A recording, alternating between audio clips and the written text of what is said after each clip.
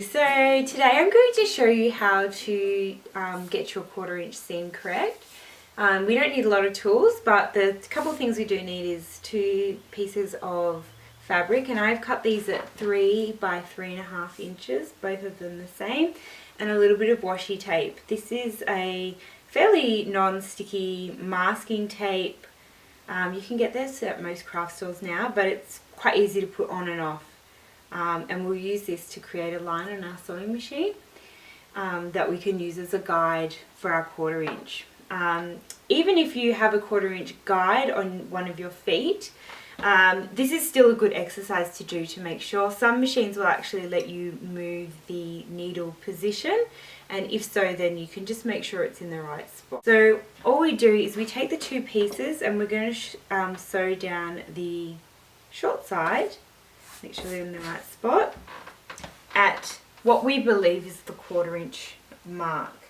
So for mine, my 1/4 of an inch, I know the one that's already written on here is a little bit too wide. So what I'm going to do is put down a little piece of masking tape where I think the 1/4 inch of a line should be.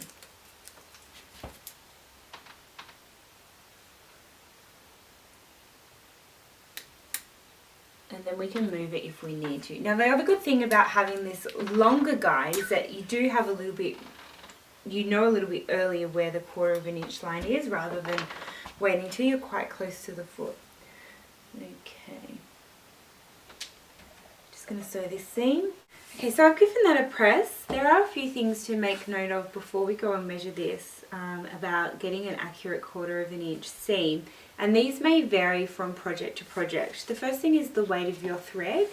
Having a thicker thread will make a small difference, but over much piecing throughout a small block, that can actually add up quite quickly. So that may change depending on if you're using a cotton thread, a thicker thread. I often use the same one, but it does make a difference.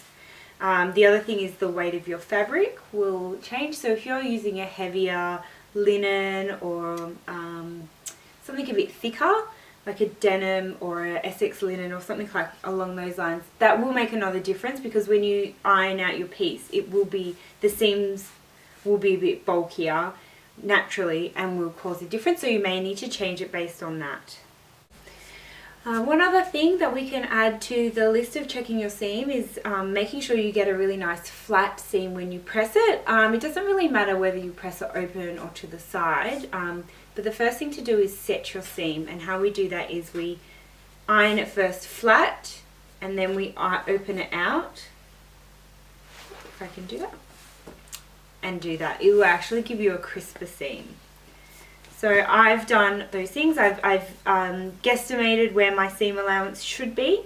I've sewn the seam, I've ironed it, and now I can come back and measure it. So it should equal exactly 6.5 inches. And what do you know? Mine measures it exactly. That is pure coincidence. That never happens.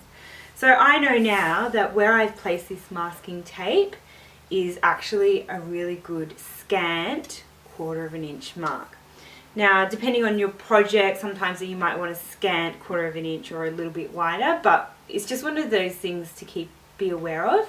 Scant simply means that your seam allowance is just shy of a 1/4 of an inch if you actually measured it, and that's an important thing to be aware of when you are sewing, that sometimes you may need it scanter, and some patterns will actually call for a scant seam. That just means that it's a little bit more on the less side of a 1/4 of an inch rather than on the bigger side. If your piece comes back and it's not actually the right size, say it's too big, if your piece is bigger than the 6.5 inches, you will need to move your guide out away from the needle. If your piece is not big enough, if it's less than 6.5 inches, you will need to move your guide closer to the needle. Okay, so that's a really good test. I think it's if you're changing fabrics and you're starting a new project, I think it's a good idea to check your seam allowance. I check mine often because I also, you know, when I do dressmaking or something like that, I take the guide off and I'll reset it to the, say 1 centimetre seam allowance that I'll use for dressmaking. So I need to reset it quite often. I don't have a 1/4 of an inch foot for this one, so I check it often. And then, like I said, it depends on the fabric and the thread you're using.